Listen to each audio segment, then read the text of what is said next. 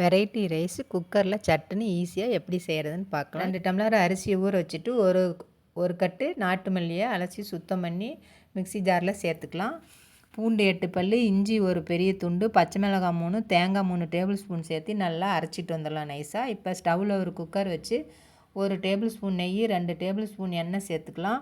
பிரியாணி இலை 1, பட்டை 2, ஏலக்காய் 4, லவங்கம் 4, கல்பாசி ஒரு துண்டு, சோம்பு 1 ஸ்பூனு, ஒரு கைப்பிடி அளவு பச்சை வேர்க்கடலை 10, முந்திரி எல்லாம் சேர்த்து நல்லா வதக்கிக்கிட்டு 2 மீடியம் சைஸ் பெரிய வெங்காயம் கட் பண்ணி சேர்த்து வதக்கி உப்பு சேர்த்து நல்லா வதக்கி அரைச்சதை ஊற்றி நல்லா வதக்கி விட்டுக்கலாம். இப்போ 1 ஸ்பூன் மிளகாத்தூள், 1/4 டீஸ்பூன் மஞ்சத்தூள் சேர்த்து நல்லா வதக்கிக்கலாம்.